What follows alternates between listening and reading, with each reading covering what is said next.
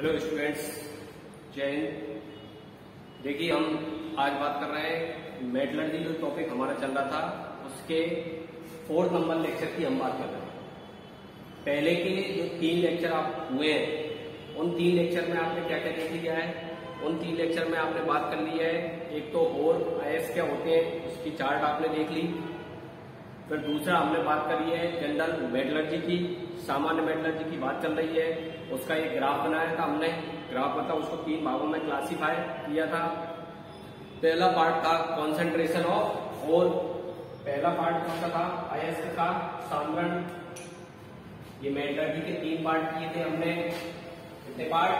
3 part. एक capital ये था कंसंट्रेशन ऑफ और आयस्क का सामरण, आयस्क का सामरण, कंसंट्रेशन ऑफ और ये वाला पार्ट था। ठीक, इसको 2 भागों में बांटा था कंसंट्रेशन ऑफ और को। एक आपने किया था फिजिकल मेथड और एक कौन सी थी, केमिकल मेथड। एक भौतिक विधि, एक रासायनिक। भौतिक में 3 देखी थी आपने, ग्रेविटी सेपरेशन, मैग्नेटिक सेपरेशन और फ्लोटेशन। एक थी उत्प्लावन, एक थी गुरुत्वीय पृथक्करण, एक चुंबकीय पृथक्करण। और केमिकल में क्या थी, लीचिंग, निक्षालन। दूसरा, प्रीवियस लेक्चर में हमने जो बात की थी कैपिटल बी, ये था extraction of metal, extraction of metal, धातु का निष्कर्षण। धातु का निष्कर्षण देखा था कल हमने। धातु का निष्कर्षण, एक्सट्रैक्शन ऑफ मेटल, धातु का निष्कर्षण। धातु के निष्कर्षण में 2 पार्ट किए थे आपने। एक तो ये था कि और कन्वर्ट इनटू मेटल ऑक्साइड। आईएस को धातु ऑक्साइड में बदला था और आईएस को धातु ऑक्साइड में बदलने की दो थी प्रोसेस। एक थी कैल्सिनेशन और एक थी रोस्टिंग। एक थी निष्कापन और एक थी बर्नर। दोनों में अंतर क्या था ये भी आपने सीख लिया था। एक ऑक्सीजन की प्रेजेंस में होती है, एक एब्सेंस में होती है। एक सल्फाइड के लिए रहती है, कार्बोनेट के लिए या ऑक्साइड के लिए या हाइड्रोक्साइड के लिए रहती है। और दोनों हम टाइम में डन कराते हैं लेबोरेटरी फंक्शंस में। दूसरा पार्ट उसका था रिडक्शन ऑफ मेटल, धातु का अपचयन। रिडक्शन ऑफ मेटल में सबसे इंपोर्टेंट आपने देखा था कौन सा, स्मेल्टिंग, रासायनिक अपचयन, जिसको हम बोल रहे थे स्मेल्टिंग, या जिसे हम क्या बोल रहे थे, प्रगलन। दूसरा हमने जो देखा था वो देखा था कौन सा, एल्यूमिनियम के द्वारा reduction, electrolytic reduction, electropositive element का कराते हैं। अमलगम के द्वारा amalgam formation, precipitation, auto reduction, ये इस टाइप की रिडक्शन हमने कल देख लिए थे। कल यहाँ तक बात हुई थी। अब तीसरी प्रोसेस, यहाँ पे हमें क्या प्राप्त हो जाता है, यहाँ पर हमें प्राप्त हो जाता है क्या, मेटल, लेकिन वो इम्प्योर मेटल होता है। तीसरी जो प्रोसेस है उस प्रोसेस का नाम होता है क्या, प्यूरिफिकेशन या रिफाइनिंग।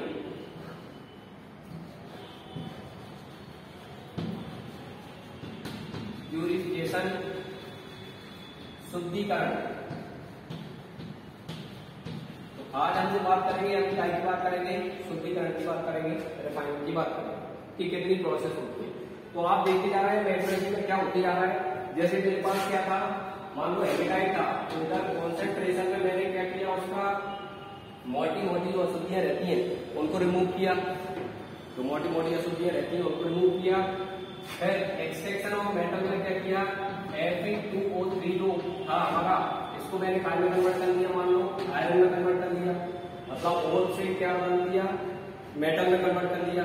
लेकिन ये अभी प्योर नहीं है, ये कैसा है, इम्प्योर है। और यहाँ हम क्या करेंगे, इम्प्योर से क्या कर लेंगे, प्योर आयरन में कन्वर्ट कर लेंगे। ये इम्प्योर है, प्योर, और ये क्या हो जाएगा, प्योर। ये कैसा है, अशुद्ध है।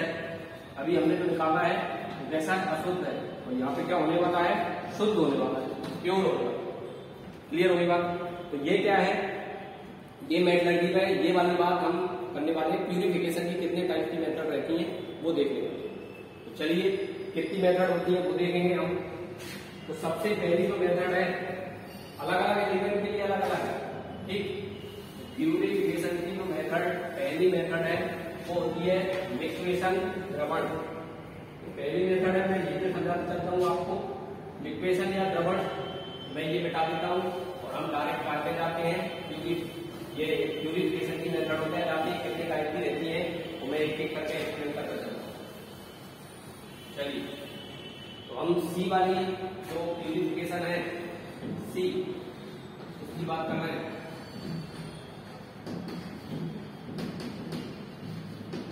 प्यूरिफिकेशन शुद्धिकरण।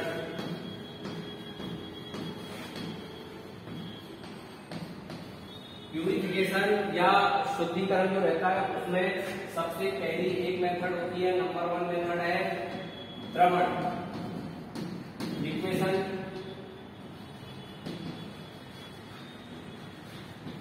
इसे बोलते हैं लिक्वेशन।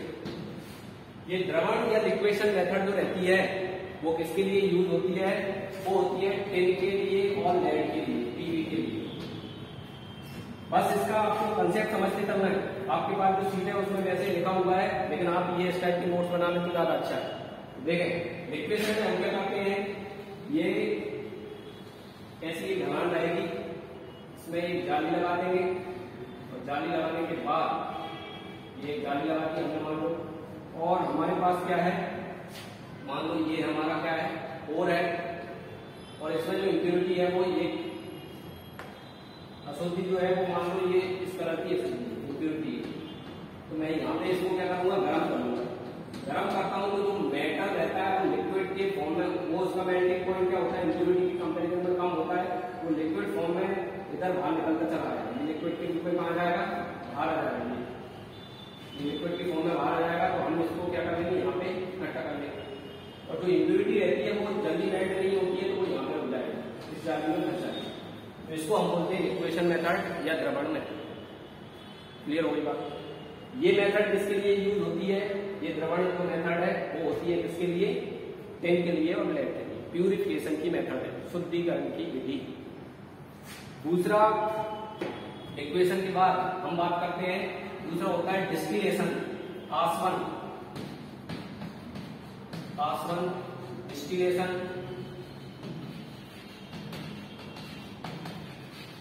डिस्टिलेशन प्रोसेस जो रहती है इसमें क्या करते हैं हम, जैसे छोटे स्तर पर बात करें तो राउंड बॉटम फ्लास्क आप देखते हो, उसमें क्या करते हैं, गर्म करते हैं, वो गर्म करके इधर एक कंडेंसर लगा के इससे क्या कर लेते हैं, ऐसे डिस्टिलेशन रहता है।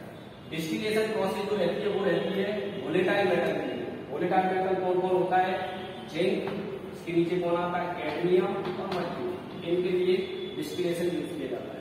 डिस्टिलेशन में क्या करते हैं, हम इसको गर्म करते हैं, गर्म करके ये वोलेटाइल रहते हैं, वाष्पिक रहते हैं, तो वाष्प के फॉर्म में ना जाएंगे, इम्प्योरिटी आ जाएगी। ये होता है डिस्टिलेशन, आसवन। क्लियर होगी बात? एक होता है अगला, तीसरी प्रोसेस है जॉन रिफाइनिंग, क्षेत्र परिष्करण।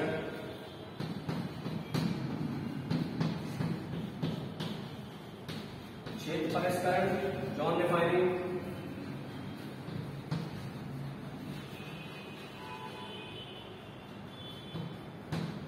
क्षेत्र परिष्करण, जॉन रिफाइनिंग। जॉन रिफाइनिंग होती है सेमीकंडक्टर की। सेमीकंडक्टर मतलब सिलिकॉन, जर्मेनियम और गैलियम, इनके लिए होती है जॉन रिफाइनिंग।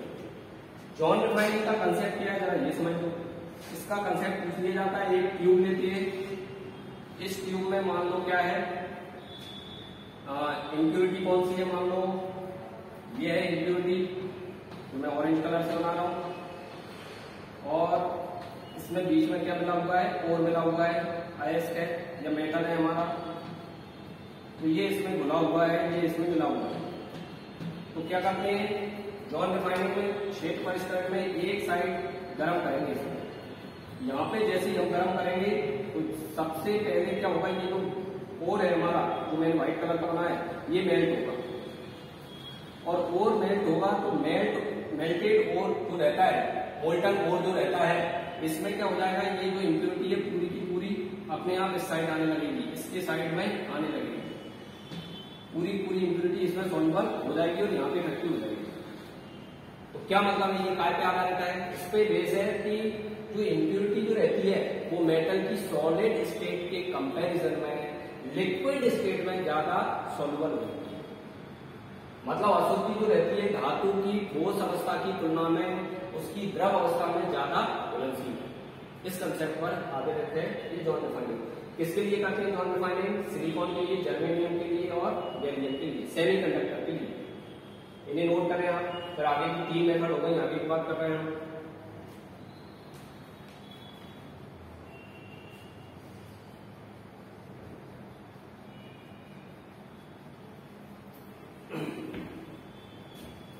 चलिए 3 मेथड हो गई। 3 के बाद अगली मेथड की बात करते हैं हम।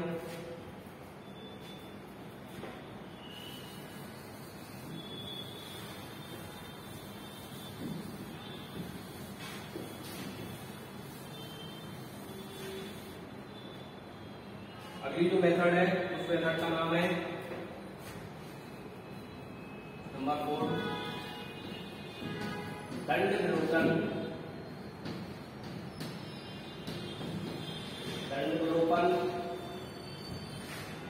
दंड विलोपन जो रहता है इसको बोलते हैं पॉलिंग। पॉलिंग जो रहती है इसको काय में करते हैं हम? पॉलिंग जो रहती है वो होती है कॉपर के लिए। पॉलिंग जो की जाती है वो कॉपर के लिए की जाती है। एक बेसिमर जैसा एक पार्ट रहता है, उसमें हरी बांस की जो डंडी रहती है या स्टिक रहती है, काय की ग्रीन प्लांट की स्टिक लाते हैं, उससे उसको दंड विलोपन करते हैं। आपको क्या याद रखना है? दंड विलोपन किसके लिए होती है? कॉपर के लिए। 5वीं मेथड होती है खरपरण। खरपरण कैपुलेशन।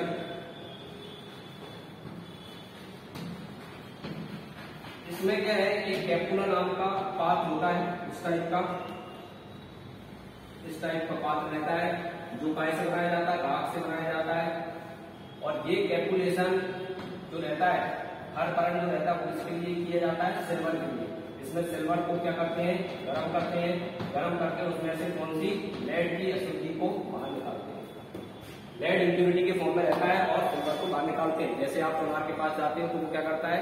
राख जो रहता है उसमें डाल के चाबी को और ऊपर से आग देता है। ऐसे ये कैपुला जो रहता है वो राख का बना हुआ होता है, ठीक, जिसमें पोरस रहते हैं, छिद्र रहते हैं इसमें कैपुले में, और इससे ऑक्सीजन के साथ इसको हम क्या करते हैं? लेड को रिमूव करते हैं कैपुलेशन, खरपरण, ठीक। एक होता है पार्टिंग। पार्टिंग मेथड का नाम याद करना है, बस समझने के लिए क्या होता है पार्टिंग में। इसकी मेथड समझने की जरूरत नहीं है, बस किसके लिए होती है? गोल्ड के लिए। एक होती है पुडिंग। पुडिंग जो रहती है वो किसके लिए रहती है? आयरन के लिए रहती है, ठीक। कितनी मेथड हो गई? 7। मेथड का नाम और कौन से मेथड के लिए वो होती है ये याद करना है।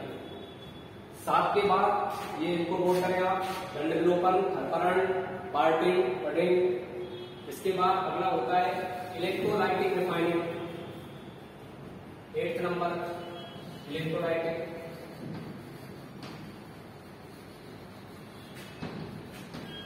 विद्युत अपघटन।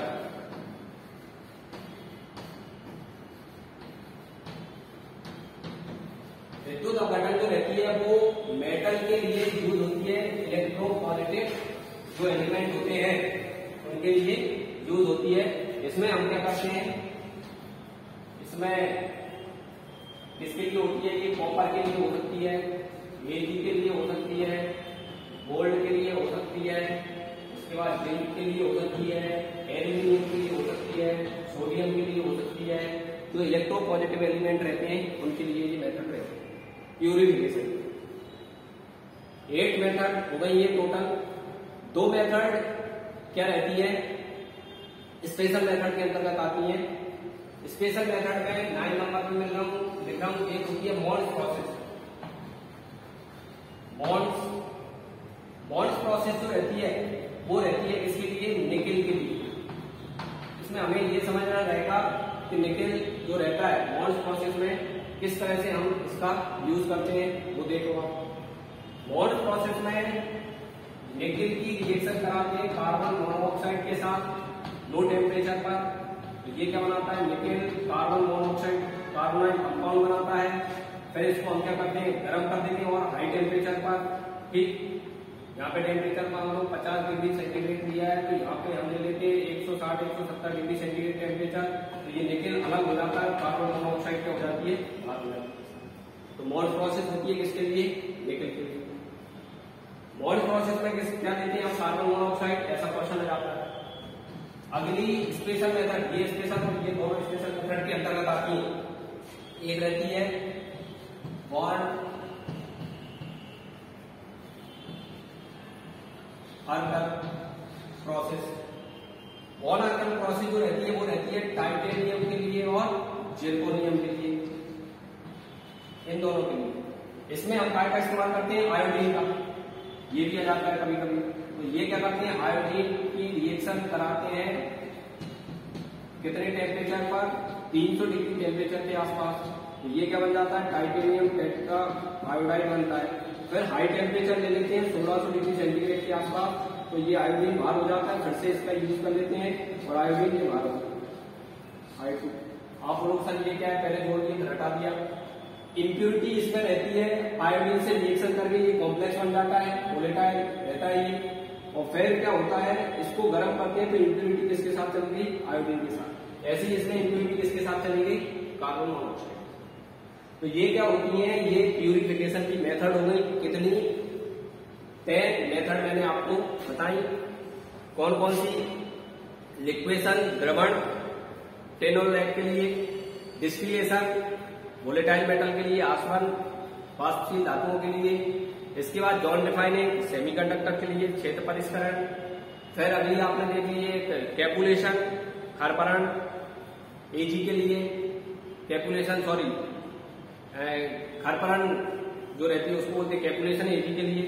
एक आपने देखी दंड विलोपन जिसे हम बोल रहे हैं पॉलिंग, वो किसके लिए, कॉपर के लिए।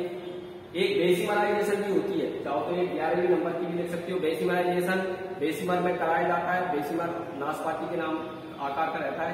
बेसिमराइजेशन होती है कॉपर के लिए और आयरन के लिए। 11वें नंबर आप लिख सकते हो बेसिमराइजेशन, बेसिमर में उसको किया जाता है, ठीक। 11वें नंबर में बेसिमराइजेशन, बेसिमर में क्या किसके लिए, कॉपर के लिए और आयरन के लिए। फिर आपने इलेक्ट्रोलाइटिक रिफाइनिंग देख ली, पार्टिंग देखी, पुडिंग देख ली। पार्टिंग किसके लिए है, गोल्ड के लिए। पुडिंग किसके लिए है, आयरन के लिए। फिर आपने देख लिया क्या, इलेक्ट्रोलाइटिक रिफाइनिंग। इलेक्ट्रोलाइटिक रिफाइनिंग किसके लिए होती है, जो इलेक्ट्रो पॉजिटिव एलिमेंट रहते हैं, कुल मिला के मेटल रहते हैं। फिर मोल्ड्स प्रोसेस स्पेशल मेथड में, स्पेशल प्रोसेस में आती है। मोल्ड्स किसके लिए, निकेल के लिए। और ये किसके लिए रहती है, ऑर्गन किसके लिए, जिरकोनियम के लिए और टाइटेनियम और जिरकोनियम। क्लियर होगी बात, इन्हें नोट करें। फिर हम मेटल की बात कर रहे हैं।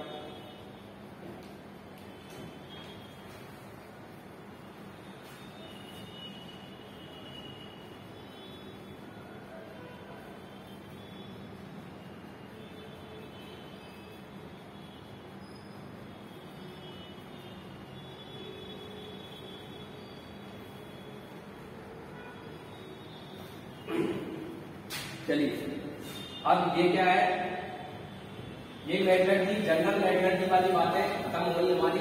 जनरल मेटलर्जी के बाद अब हम देखेंगे एक एक करके मेटल की मेटलर्जी है। उसके पहले 3 डेफिनेशन लिखी होंगी। इंग्लिश मीडियम वाली की जो बुकलेट है उसमें जो चार्ट बना है उसके नीचे, और हिंदी मीडियम वालों की जो है ये खत्म हो गया इसकी बात। तो उसमें 3 चीजें लिखी है। आजकल इसमें क्वेश्चन आ जाता है। एक तो लिखा है पायरोमेटलर्जी, पायरोमेटलर्जी। एक लिखा है हाइड्रोमेटलर्जी, हाइड्रोमेटलर्जी।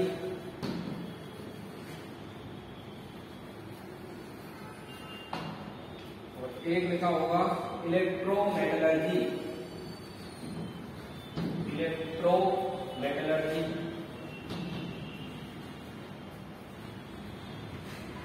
ये 3 चीजें लिखी। देखो भाई, पायरो का मतलब क्या रहता है, पायरो का मतलब रहता है ताप, थर्मल मेटलर्जी। तो किसी एलिमेंट में हम जिसको गर्म करते हैं फिर उसको क्या करते हैं, ठंडा करते हैं, ऐसी प्रोसेस जो कर रहे हैं, ऐसे एलिमेंट के लिए जो यूज होता है वो पायरोमेटलर्जी कहलाता है। तो गर्म करना, ठंडा करना, ये सब वाली जो मेटलर्जी रहती है आगे भी आप देखने वाले हो, वो रहती है पायरोमेटलर्जी। कौन जाता है? आयरन। अभी आप बात करोगे गर्म करते हैं, तो पायरोमेटलर्जी में गर्म करके ठंडा करके उसको शुद्ध अवस्था में प्राप्त करते हैं। आयरन आ जाता है इसमें, कॉपर आ जाता है इसमें, जिंक आ जाता है इसमें, लेड आ जाता है इसमें, पीवी आ जाता है। इनके लिए क्या होती है? पायरोमेटलर्जी। पायरोमेटलर्जी मतलब गर्म करके या थर्मल मेटलर्जी कह सकते हैं इसको, हीटिंग करके उसको प्योर अवस्था में प्राप्त करते हैं। ये होती है हाइड्रोमेटलर्जी। हाइड्रोमेटलर्जी का मतलब रहता है पानी में सोल्यूबल करके उसको क्या करना? प्योर अवस्था में प्राप्त करना। हाइड्रोमेटलर्जी जो रहती है वो किसके लिए होती है? जिसमें प्रेसिपिटेशन करवाते हैं हम, किसके लिए? एजी के लिए और गोल्ड के लिए। तो हाइड्रोमेटलर्जी किसकी करते हैं? एजी और गोल्ड की। पानी में घोलकर फिर जिंक से रिएक्शन करा के, हमने कल बात की थी, उसको रिप्लेस कर देते हैं। ये हाइड्रोमेटलर्जी होगी। एक है इलेक्ट्रोमेटलर्जी, नाम से समझ में आ रहा है, जिसमें इलेक्ट्रोलाइसिस कराते हैं। तो इसमें तो आपको पता ही है कौन कौन लेते हैं हम? इलेक्ट्रोपॉजिटिव एलिमेंट, सोडियम हो गया, पोटेशियम हो गया, ठीक, एल्यूमिनियम हो गया, इनका क्या करते हैं हम? इलेक्ट्रोमेटलर्जी। इनकी क्या होती है? ये इलेक्ट्रोमेटलर्जी। पायरो मतलब ताप, जिस मेटल को हम गर्म करके प्राप्त करते हैं या गर्म करते हैं उसमें वो होता है। दूसरा होता है हाइड्रोमेटलर्जी। हाइड्रोमेटलर्जी मतलब वाटर में सोल्यूबल करके उसको प्राप्त करना। एक होती है इलेक्ट्रोमेटलर्जी। इलेक्ट्रोमेटलर्जी मतलब इलेक्ट्रोलाइसिस करके इलेक्ट्रोपॉजिटिव एलिमेंट जो रहते हैं उसको प्राप्त करना। तो ये जनरल बात हो गई। इसके बाद आपके पास जो बुकलेट है उस बुकलेट में कुछ फर्नेस के बारे में बातें लिखी होंगी, तो आप एक बार पढ़ लें, उनको बस पढ़ना है कि ब्लास्ट फर्नेस क्या है, लैबोरेटरी फर्नेस क्या है, इलेक्ट्रिकल फर्नेस क्या है, टेम्परेचर इलेक्ट्रिकल फर्नेस में ज्यादा होता है। फिर फर्नेस की जो तली रहती है, जो उसका फर्श होता है, वो उसमें क्या क्या रहता है, कितनी मेटलर्जी है, उसका कंस्ट्रक्शन कैसे करते हैं, तो जस्ट ये आपको पढ़ना है। और इसमें एक अलिंगम डायग्राम के बारे में भी लिखा होगा, वो मैं बाद में पढ़ाऊंगा। 5 अब हमें क्या करना है? ये जनरल मेटलर्जी के बाद हमारे जो सिलेबस है उस सिलेबस में 5-6 एलिमेंट की मेटलर्जी अलग अलग से। तो इनमें मैं आपको सबसे पहले, हम अभी तो हमने जनरल बात की है, सामान्य बात की है कि भाई इतने प्रकार की हमारे पास क्या होती है, मेथड होती है। अब हम क्या देखेंगे इसमें अब हम देखेंगे कि आयरन को हमें शुद्ध अवस्था में प्राप्त करना है, तो कैसे कैसे उसको हम क्या करेंगे? प्राप्त कर सकते हैं। देखें, अब आपकी जो बुकलेट है उस बुकलेट में 5-6 पेज छोड़कर जहां मेटलर्जी खत्म हो रही होगी उसके पहले आयरन की मेटलर्जी लिखी होगी, आयरन के बारे में लिखा है। तो आप, मैं समझाऊंगा तो आप बुकलेट भी सामने रखेंगे, तो उसमें और जो चीजें रहेंगी, कुछ जो मैं पढ़ा रहा हूँ वो तो बहुत ज्यादा इंपॉर्टेंट है, वो तो अपने को पढ़ना ही है। उसमें जो लिखा है वो एक्स्ट्रा चीज है, वो भी आपको पढ़ लेना, जो मैं आपको पॉइंट पॉइंट बताऊंगा। देखें, तो सबसे पहले अभी हेडिंग है आयरन की मेटलर्जी। अभी बात कर रहे हैं किसकी? आयरन की मेटलर्जी की बात कर रहे हैं। तो आयरन की मेटलर्जी जो रहेगी उसके लिए हम क्या करते हैं, कैसे एक एक करके प्रोसेस करते हैं, उसकी बात कर रहे हैं। मान लो हम कहां गए? किसी अर्थ पृष्ठ पे गए, धरती की सतह पे गए, ऐसे ही घूमते जा रहे थे और हमें पता चला कि ये मिट्टी, ऐसी मिट्टी मिली, वहां पे आयरन बहुत ज्यादा मात्रा में पाया जा रहा है, ऐसा हमें लग रहा है उस मिट्टी में। तो हम वहां से क्या करेंगे? आयरन ढोके ले आएंगे एक ट्रक में भर के, और वो किस फॉर्म में हो सकता है? आयरन की जो अरेस्ट है वो क्या हो सकता है? हेमेटाइट हो सकता है या मैग्नेटाइट, Fe2O3 हो सकता है। मान लो ये Fe2O3 हमें मिल गया, हम इसकी क्या करेंगे? पहले ग्राइंडिंग करेंगे, पीस लेंगे इसको, बारीक में पत्थर है, ट्रक में भर के लाए, कंपनी में लेके जाएंगे, हमें शुद्ध अवस्था में प्राप्त करना है। तो हम क्या करेंगे? उसको पीस के छोटे छोटे पार्टिकल में बना लेंगे। फिर उसका क्या करेंगे? ग्राइंडिंग करने के बाद उसको कॉन्सेंट्रेशन करेंगे, उसका सामरण करेंगे। अब सामरण करने की जो मेथड आपके पास है वो कौन सी है? ग्रेविटी सेपरेशन हो सकता है, मैग्नेटिक सेपरेशन हो सकता है। ग्रेविटी या फिर मैग्नेटिक।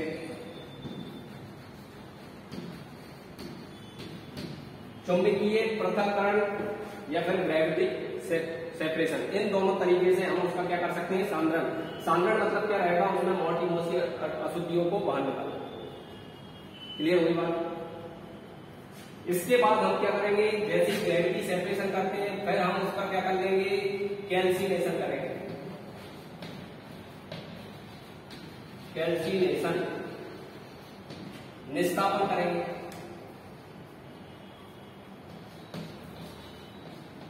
विस्थापन कर लेंगे काय में करते हैं परावर्तनी भट्टी में, कैल्सिनेशन कर लेंगे जिससे वोलेटाइल इम्प्योरिटी है वाटर माटर है ये सब क्या हो जाएगा रिमूव हो जाएगा।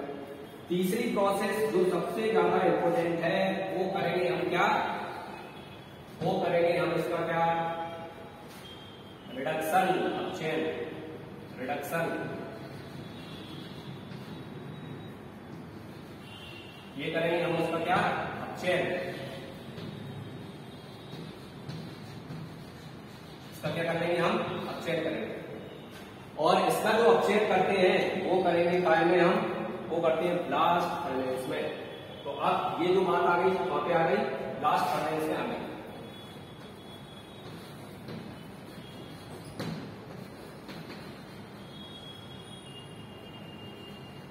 ब्लास्ट फर्नेस वात्या भट्टी, इस पे बात आ गई है। वात्या भट्टी में हम क्या करेंगे, अब इसका क्या करने वाले हैं रिडक्शन करने वाले हैं। तो ये आप फ्लो चार्ट यहां तक बनाए, फिर मैं डायरेक्ट हम वात्या भट्टी पे क्या क्या चीजें मिलाएंगे उसकी बात करूंगा।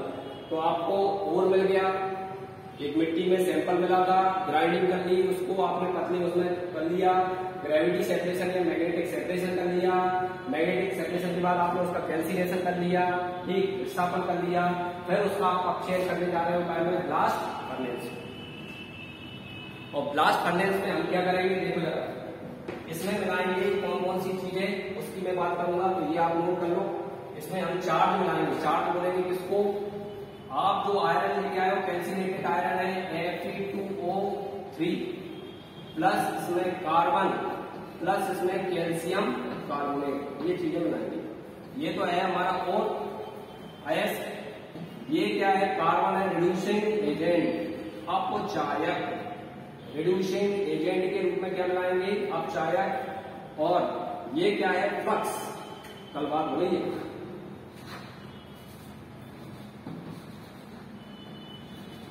ये क्या है फ्लक्स है गालक, ये क्या है अपचायक, रिड्यूसिंग एजेंट, रिड्यूसिंग एजेंट। और ये इन तीनों को मिलाकर, इन तीनों को मिलाकर क्या बोलते हैं हम चार्ज, इन तीनों को मिलाकर क्या बोलेंगे चार्ज, चार्ज में बोलेंगे।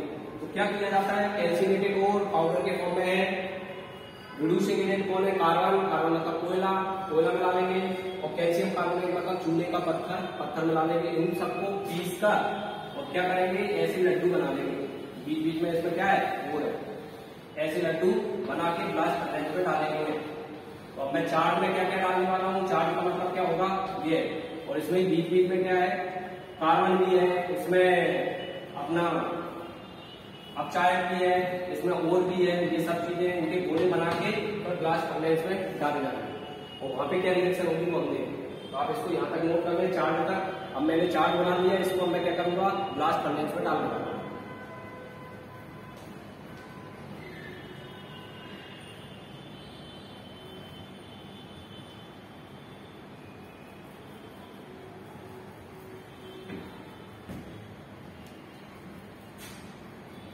चलिए कर लिए नोट आपने।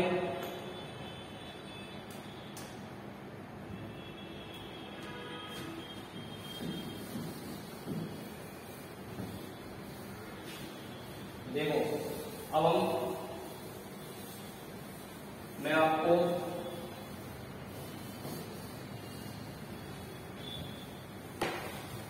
ब्लास्ट फर्नेस बताता हूँ कैसी होती है, और उसमें कौन कौन सी जोन होते हैं और कौन कौन सी रिएक्शन होंगी उनकी बात कर लेते हैं। ये इस टाइप की मीनार के जैसी एक भट्टी होती है। आयरन की बात कर रहे हैं तो थोड़ी बड़ी रहेगी, और काय की बात कर रहे हैं हम, अगर हम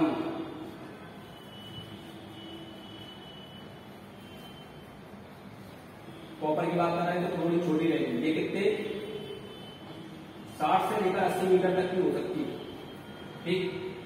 इधर उतनी होती है, इसमें काय के लिए रहेगी मैं बताऊंगा आपको। इस साइड से गर्म हवा के झोंके दिए जाते हैं, इसीलिए इस साइड से भी दिए जाते हैं, इसीलिए गर्म हॉट O2, इसीलिए इसका नाम है ब्लास्ट फर्नेस, बात्या भट्टी, गर्म हवा के झोंके, ये दिए जाते हैं इसमें। ये इसका ढक्कन हो गया, बंद करने का मुंह हो गया। इस साइड से क्या निकलेंगी, इस साइड से जो गैसें रहती हैं, इम्प्योरिटी रहती हैं, CO2 हो गया, ये निकलेगा, कार्बन मोनोऑक्साइड है, ये निकलेगा इस साइड से। मैं इधर लिख देता हूँ, यहाँ से बाहर क्या निकलेगा, CO2 कार्बन मोनोऑक्साइड, जो भी गैसें हैं वो पानी के। और यहां से हम जो मैंने वो चार्ज लगाया था, वो यहां से वो लड्डुओं के फॉर्म में चार्ज आएगा और ऊपर से पटका जाएगा, ऊपर से पटका जाएगा। इसमें चार्ज में आपको पता है क्या है, Fe2O3 है, कार्बन है, कैल्शियम कार्बोनेट है। रिड्यूसिंग एजेंट कौन है, कार्बन है, कार्बन को मिलाएगा। बात्या भट्टी में क्या होता है, यहाँ से ऑक्सीजन आती है, ऊपर से कोयला आ रहा है, तो सबसे ज्यादा वो यहाँ से टेम्परेचर चालू होता है कितना, 250 डिग्री सेंटीग्रेड, इधर बढ़ता जाएगा 500 डिग्री सेंटीग्रेड, फिर हो जाएगा 800 डिग्री सेंटीग्रेड, फिर हो जाएगा 1000 डिग्री सेंटीग्रेड, और यहाँ पर होता है कितना, 1600 से 1800 डिग्री सेंटीग्रेड टेम्परेचर, इधर सबसे ज्यादा रहता है। ये व्यवस्था है।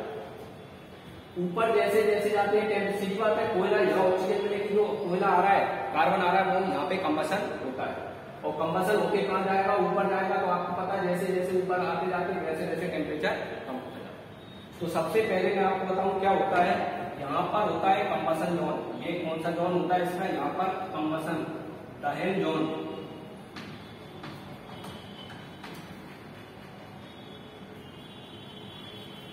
कंबसन जोन, ठीक, इसको बोलते हैं दहन जोन। कंबसन जोन जो रहता है, इसमें क्या रिएक्शन होती है, ऊपर से जो कार्बन आ रहा है तो इसमें होती है कार्बन और ऑक्सीजन यहाँ से मिल गई, बराबर क्या बनेगा, CO2। ये रिएक्शन होती है स्पॉन्टेनियस, अपने आप होती है। इसके लिए डेल्टा H इक्वल टू क्या होता है, डेल्टा H इक्वल टू क्या होता है, नेगेटिव।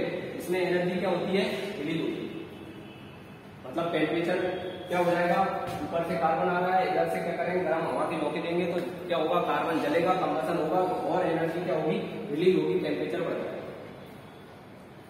तो फिर क्या होता है, देखो ये क्या होता है, ये रिएक्शन चालू हो जाती है। इसके साथ ही हाई टेम्परेचर पे क्या रिएक्शन होती है, इसमें जो कार्बन है वो प्लस क्या करके ऑक्सीजन से रिएक्शन करके कार्बन मोनोऑक्साइड का भी फॉर्मेशन करता है। कार्बन रिएक्शन करके क्या बना देगा, कार्बन मोनोऑक्साइड का भी फॉर्मेशन कर देगा। कार्बन मोनोऑक्साइड का फॉर्मेशन इस टाइप से होगा। ये जो CO2 रहती है, अब CO2 बन रही है तो CO2 प्लस और कार्बन रिएक्शन करके क्या बनाएंगे, कार्बन मोनोऑक्साइड। ये रिएक्शन जो रहती है, ये सामान्यतः कैसी रिएक्शन होती है, endothermic. Delta H equal to, इसके लिए क्या होता है, पॉजिटिव होता है। डेल्टा H पॉजिटिव होता है। अब ये रिएक्शन टेम्परेचर, वैसे भी रिएक्शन सामान्य नहीं होती है, सामान्यता नहीं होती है, क्यों, क्योंकि इसके लिए टेम्परेचर चाहिए। लेकिन टेम्परेचर कहां से मिल गया, ये रिएक्शन से। इस रिएक्शन में एनर्जी रिलीज होती है, डेल्टा H नेगेटिव है, मतलब एनर्जी क्या हो रही है, रिलीज, ऊर्जा उत्सर्जित हो रही है। तो ये रिएक्शन अपने आप होने लगती है, स्वतः होने लगती है, क्योंकि इसको टेम्परेचर मिल जाता है। अब टोटल रिएक्शन हमारे पास क्या हो जाएगी, टोटल रिएक्शन देखो, अगर ये CO2 कैंसिल हो गए तो कार्बन, 2 कार्बन हो गए, प्लस O2 बराबर क्या बन जाएगा, 2, या बैलेंस करना है तो बैलेंस कर सकते हो, क्या बन जाएगा, कार्बन मोनोऑक्साइड, CO का फॉर्मेशन होगा। कार्बन मोनोऑक्साइड का फॉर्मेशन होगा, और ये डेल्टा H इसके लिए क्या हो जाएगा, मतलब यहाँ पर एनर्जी ज्यादा निकलेगी हमें, और यहाँ पर खर्चा क्या होगा, कम। तभी इन दोनों का जो जोड़ करके घटाना करके क्या आएगा, नेगेटिव। तो ये रिएक्शन क्या हो जाती है, टोटल रिएक्शन क्या हो गई, ये टोटल रिएक्शन कार्बन मोनोऑक्साइड का भी फॉर्मेशन हो रहा है, इसमें कार्बन डाइऑक्साइड का भी फॉर्मेशन हो रहा है, और ये गैसें कहां से निकली, कार्बन मोनोऑक्साइड और कार्बन डाइऑक्साइड। तो ये कौन सा जोन है, कंबसन जोन, जो यहाँ पे रहता है। क्लियर हो गई। अब हम बात करते हैं कौन से जोन की, रिडक्शन जोन की बात करें हम, अपचयन जोन की बात करें, तो यहां से चालू हो जाता है अपचयन जॉन, यहां से लेकर यहां तक, यहां तो होता है रिडक्शन जॉन, रिडक्शन जॉन, अपचयन जॉन, अपचयन क्षेत्र। क्लियर होगी बात? अपचयन क्षेत्र होता है, इसमें क्या होता है, कम टेम्परेचर पर 400-500 डिग्री टेम्परेचर पर एक रिएक्शन क्या होती है, इसमें जो Fe2O3 है वो कार्बन मोनोऑक्साइड से रिएक्शन करता है, और कार्बन मोनोऑक्साइड से रिएक्शन करके 400 डिग्री सेंटीग्रेड के आसपास या 500 डिग्री सेंटीग्रेड के आसपास क्या बनाता है, ये बना देता है Fe3O4। इस Fe3O4 में एक्चुअल में FeO प्लस Fe2O3 है। ऐसा क्यों हो रहा है, ऐसा होता यही है, Fe2O3 जो रहता है इससे रिएक्शन करता है और वो काय बदल जाता है, FeO में बदल जाता है। मान लो ये मेरे पास गोला है, इस गोले में क्या है, Fe2O3 का ही है, इधर भी Fe2O3 है, तो ये बाहर वाला जो रहेगा Fe2O3 पहले काय बदल जाएगा, FeO में बदल जाएगा, और अंदर वाला ऐसा कैसा है, तो ये इसमें कन्वर्ट रहता है। फिर क्या होता है, ये जो FeO है, अगला FeO जो बनता है वो काय से रिएक्शन कर लेता है, वो रिएक्शन करेगा किससे, ये रिएक्शन कर लेगा कार्बन मोनोऑक्साइड से, वो क्या बना देगा, Fe को फ्री कर देगा और क्या हो जाएगा, CO2। तो 500 डिग्री सेंटीग्रेड के आसपास, 500 से 700 डिग्री सेंटीग्रेड के आसपास रिड्यूसिंग एजेंट का काम कौन कर रहा है, कार्बन मोनोऑक्साइड। तो कोई पूछे कि क्लास पढ़ने पर रिड्यूसिंग एजेंट कौन है, तो कार्बन मोनोऑक्साइड। लेकिन इस टेम्परेचर पर जैसे ही 700 डिग्री टेम्परेचर तक यही चलता है, एलिमेंट डायग्राम जो रहेगा उससे मैं आपको बताऊंगा, जैसे ही टेम्परेचर क्या होता है, ज्यादा होता है, नीचे आता है, तो ये जो FeO है वो कार्बन से भी रिएक्शन कर लेता है, या Fe2O3 जो रहता है वो कार्बन से भी रिएक्शन करके प्लस कार्बन से रिएक्शन कर लेता है, कितने डिग्री पर, 700 से ऊपर डिग्री। ये ध्यान रखना इंपोर्टेंट बात है। तो कार्बन रिड्यूसिंग एजेंट का भी काम करने लगता है, और यहाँ पर क्या बन जाएगा, CO2 या कार्बन मोनोऑक्साइड बनेगी, ये गैस के फॉर्म में क्या होती जाएंगी, बाहर होती जाएंगी। इधर भी कार्बन मोनोऑक्साइड रिएक्शन करके CO2 बनाएगा, ये बाहर हो जाएगा। क्लियर होगी बात? इसमें से ऑक्सीजन निकलती आ रही है, तो इसलिए रिएक्शन होना है। तो ये जो आयरन बनता है, इस आयरन का नाम होता है स्पॉन्जी आयरन। ये मेल्ट नहीं हुआ है, आयरन का मेल्टिंग पॉइंट होता है 1800 डिग्री सेंटीग्रेड के आसपास, अभी ये मेल्ट नहीं हुआ है। इस आयरन का नाम है स्पॉन्जी आयरन। क्या नाम है, स्पंजी आयरन। ये थोड़ा सॉफ्ट होता है और इसमें से गैसें बाहर निकलती है। तो ये कौन सा जॉन हो गया, अपचयन जॉन हो गया, नंबर 1 ये अपचयन जॉन हो गया, ये कंबशन जॉन हो गया। अब बीच का जो जॉन है उसका नाम है क्या, स्लैग फॉर्मेशन जॉन, धातु मन का निर्माण। ये होता है 1000 डिग्री सेंटीग्रेड के आसपास। तो एक होता है स्लैग फॉर्मेशन, धातुमल निर्माण,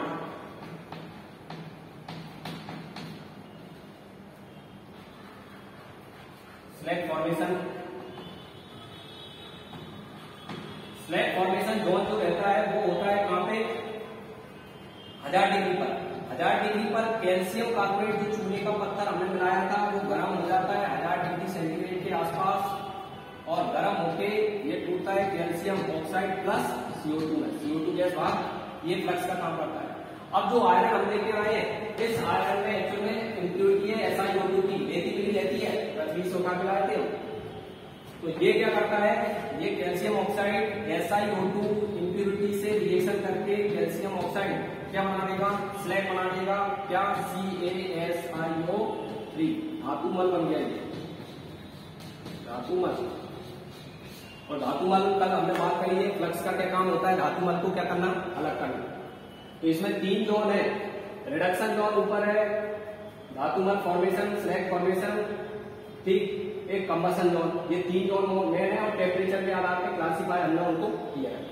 अब क्या होता है, हमारा जो ओर है आयस है वो मेल्ट होकर लिक्विड के फॉर्म में यहाँ बॉयल होता है। यहाँ पे आयरन, यहाँ पर क्या है आयरन, और यहाँ पर ऊपर जो रहता है ये ऊपर वाले ओपनिंग में क्या आ गया, स्लैग आ गया। तो यहाँ पे क्या है, ये स्लैग है, धातु वन है, और यहाँ पे क्या है, आयरन। आयरन का वेट ज्यादा होता है, बॉयल हो रहा है, यहाँ पे टेम्परेचर बहुत ज्यादा है लिक्विड के फॉर्म में, और यहाँ पर क्या है, कौन है, यहाँ पर जो धातु मल है वो बॉयल हो रहा है। तो ये नीचे, ये ऊपर, तो ये जो ऑक्सीजन आती है वो इधर नहीं आ पाती, क्यों, ये इससे रिएक्शन नहीं करता, नहीं करने देता है। तो धातु मल जो रहता है वो आयरन जो हमारा बन गया प्योर स्टेट में, उसका ऑक्सीडेशन होने से रोकता है, उसको बचा लेता है धातु मल।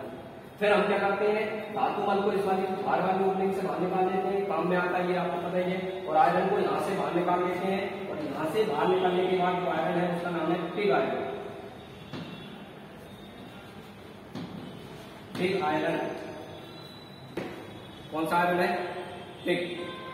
तो स्पॉन्जी आयरन का मिल गया ब्लास्ट फर्नेस के अंदर, और बाहर निकाला वो कौन सा है, आयरन, पिग आयरन। ये हमें यहाँ पे पिग आयरन मिल गया। इस पिग आयरन में ऑक्साइड की इंप्योरिटी नहीं रहती, ऑक्सीजन जो ऑक्सीजन रहती है बाहर हो जाती है, इसमें कार्बन की, निकेल वगैरह की, मैग्नीज वगैरह की इंप्योरिटी रहती है। अब ये जो पिग आयरन हमें मिला है, इसको हम कूल कर लेंगे, ठंडा कर देंगे, और बन जाएगा कास्ट आयरन। मैं, मेरे पास जगह नहीं है तो मैं इधर लिखा हूँ, बनेगा कास्ट आयरन बनेगा। कास्ट आयरन का बन जाएगा, इस साइड बना लेंगे, कास्ट आयरन बन जाएगा, जो सांचों में डाल देंगे हम, बिल्कुल ठंडा कर लेंगे। रफ आयरन हो गया अब ये हमारे पास, जिसमें इंप्योरिटी सबसे ज्यादा होती है, 2.5 से लेकर 5% कार्बन की अशुद्धि पाई जाती है। इसमें कास्ट आयरन में, हिंदी में इसको बोलते हैं ढलवाड़ लोहा। क्लियर होगी बात, सबसे ज्यादा इंप्योरिटी होती है। तो ये ब्लास्ट फर्नेस को आपको देखना है। कास्ट आयरन जो रहता है, इससे फिर हम और शुद्ध आयरन बना। कास्ट आयरन का जो उपयोग होता है वो रफ यूज के लिए, सरिये बनाने के लिए, गार्टर वगैरह रहते हैं वो बनाने के लिए, टेबल कुर्सी बनाने के लिए, रेलवे ट्रैक बनाने के लिए, इनके लिए कर लेते हैं। कास्ट आयरन जो रहता है सबसे इम्प्योर फॉर्म है। उधर आपको बुकलेट में चार्ट बना होगा तो वो आप एक बार आपको पढ़ना है। कास्ट आयरन है, एक तो सबसे इम्प्योर फॉर्म है, क्रिस्टलाइन रहता है, दानेदार रहता है, मेल्टिंग पॉइंट इसका कम होता है, रफ यूज में इसका उपयोग कर सकते हैं, मैग्नेटिक इससे नहीं बनते हैं, इलेक्ट्रिकल मैग्नेट नहीं बनते हैं। दूसरा रॉट आयरन होता है, एक पिटवा लोहा, रॉट आयरन, वो सबसे शुद्ध रूप होता है इसका। उसमें 0.1 से लेकर 0.25 कार्बन की इंप्योरिटी रहती है, सबसे कम इंप्योरिटी रहती है। हार्ड रहता है, स्मूथ रहता है, फाइब्रस नेचर का, रेशेदार नेचर का रहता है। मेल्टिंग पॉइंट सबसे ज्यादा होता है, आयरन के सबसे ज्यादा रूप में रहता है। इसका यूज जो रहता है वो एग्रीकल्चर इंस्ट्रूमेंट वगैरह और इनमें करते हैं। काय का, रॉट आयरन का, पिटवा लोहा का। एक होता है स्टील, जिससे आप बर्तन बनाते हैं। ये जो रहता है इसमें कार्बन का परसेंटेज क्या होता है, इन दोनों के बीच का रहता है, लगभग 0.25% के आसपास। इसका मेल्टिंग पॉइंट भी इन दोनों के बीच का रहता है। और ये कैसा होता है, सॉफ्ट होता है, और स्टील से हम बर्तन वगैरह बना सकते हैं। और दूसरा मैग्नेट बना सकते हैं। जो लोग 12th में रहते हैं वो इसमें अंतर आ जाता है, 12th की एग्जाम तो हो चुकी है या नहीं इस साल, तो क्या कर सकते हैं हम, ये तीनों में जो डिफरेंस है वो याद करना है आपको आयरन के बारे में। फिर उसी में आपकी जो बुकलेट है उसी में आयरन के बारे में, आयरन के कंपाउंड दिए होंगे, उनको पढ़ना है एक बार। FeCl3 क्या होता है, कैसे कलर का होता है। मोहर सॉल्ट क्या होता है, वो दिया होगा, वो पढ़ना है आपको। मोहर सॉल्ट क्या होता है, ठीक। ग्रीन विट्रियोल क्या होता है, Fe2 ये FeSO4.7H2, ये पढ़ना है। एक उसमें दिया होगा इसका फार्मूला, प्रेशियन ग्लू क्या होता है, उसका फार्मूले दिए होंगे, वो पढ़ना है। एक आपको फिर उसमें इसके आयरन के एलॉय दिए होंगे, मिश्र धातु, स्टेनलेस स्टील क्या है, इनेबार क्या है, तो उनका कंपोजिशन क्या है वो देखना है।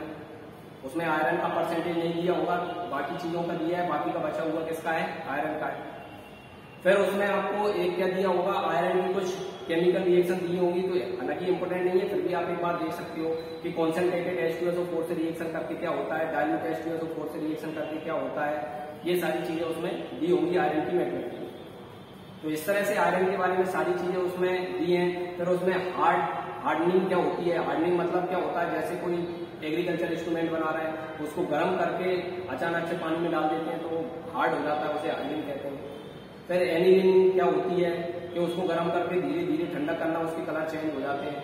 तो इस टाइप की कुछ डेफिनेशन लिखी होंगी, वो आपको पढ़ना है। तो सबसे इंपॉर्टेंट बातें थी वो मैंने आपको आयरन की मेटलर्जी के बारे में बता दी। कल हम दूसरा कॉपर की या एल्यूमिनियम की, इनकी मेटलर्जी की बात करेंगे। 3-4 एलिमेंट की और देखना है।